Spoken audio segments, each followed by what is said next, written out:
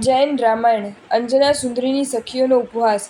જે સમયે પવનંજય અને પ્રહસિત ગુપ્તપણે શ્રીમતી અંજના સુંદરીનું નિરીક્ષણ કરી રહ્યા છે, તે સમયે શ્રીમતી અંજના સુંદરી પોતાની વસંતતિલકા અને મિશ્રકા નામની સખીઓ સાથે વિનોદ કરી રહી છે. એ વિનોદમાં ને વિનોદમાં પ્રસંગ પામીને વસંતતિલકા નામની સખી શ્રીમતી અંજના સુંદરીને ઉદ્દેશીને કહેવા લાગી કે ધન્યાસી યા હિ પ્રાપસ્તવં તમ પતિમ પવનંજયમ. હે સ્વામિની, તને ધન્ય છે, કારણ કે તું તે પવનંજય જેવા પતિને પામી છે. અર્થાત પવનંજય જેવા પતિને પામવો એ તારા માટે ધન્યતાની નિશાની છે. પવનંજય જેવા પતિને તો જે પામે કે જે તારા જેવા પુણ્યશાળી ન હોય. વસંતતિલકાના આ કથનને સાંભળીને શ્રીમતી અંજના સુંદરીની બીજી મિશ્રકા નામની સખી બોલી ઉઠી કે અરે હે સખી વસંતતિલકે, તું આ શું બોલે છે? ચરમશરીરી એટલે કે તે જ ભવમાં મુક્તિને પામનાર એવા શ્રી વિદ્યુતપ્રભ જેવા પરમ પવિત્ર વરને છોડીને બીજા વરની શ્લાઘા એટલે પ્રશંસા કોણ કરે? અર્થાત કોઈ જ નહીં, કારણ કે ચરમશરીરીને છોડીને સંસારમાં લીન થયેલા આત્માની પ્રશંસા મૂર્ખ માણસ સિવાય અન્ય કોઈ જ ન કરે.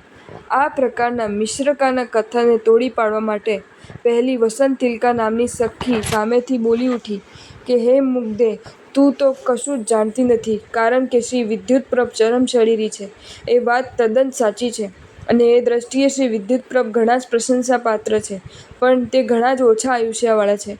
માટે તે ગમે તેવા ઉત્તમ હોવા છતાં પણ આપણા સ્વામીની માટે પતિ તરીકે કઈ રીતે યોગ્ય હોઈ શકે? અર્થાત કોઈ પણ રીતે નહીં. આ સાંભળીને મિશ્રકા નામની જે બીજી સખી તે બોલી ઉઠી, હે સખી, ખરેખર તું મંદબુદ્ધિવાળી જ છે. અન્યથા યોગની વ્યાખ્યા તું આવી રીતે ન કરત. કારણ કે થોડું પણ અમૃત કલ્યાણકારી છે, ત્યારે વિષનો ભાર હોય તો પણ કલ્યાણકારી નથી. એટલું જ નહીં, પણ પ્રાણોનો સંહારક છે. આથી સ્પષ્ટ છે કે અલ્પ આયુષ્યવાળા પણ શ્રી વિદ્યુતપ્રભ ચરમશરીરી હોવાના કારણે અમૃત સમા છે, અને દીર્ઘ આયુષ્યવાળા પણ પવનંજય વિષના ભારા જેવા છે, કારણ કે શ્રી વિદ્યુતપ્રભ આગળ પવનંજય કોઈ પણ રીતે પ્રશંસાપાત્ર નથી જ. વિવેકી વિચારક સમજી શકે તેમ છે કે સખીઓનો આ સંવાદ કેવલ વિનોદમય છે. આમાં પવનંજય પ્રત્યે કોઈ પણ જાતનો દુર્ભાવ નથી. તેમજ રાજકુમારી સાથે રહેતી સખીઓ વિનોદમાં આવી છૂટ સહેલાઈથી લઈ શકે છે, અને તેમ કરતી સખીઓને રોકવાનું રાજકુમારી માટે પણ પ્રાય અશક્ય જ હોય છે.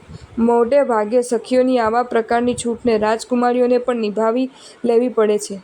એ જ કારણે શ્રીમતી અંજનાકુમારી પણ પોતાની સખીઓના સંવાદમાં કોઈ પણ જાતનો ભાગ લીધા વિના મૌનપણે બેસી રહે છે.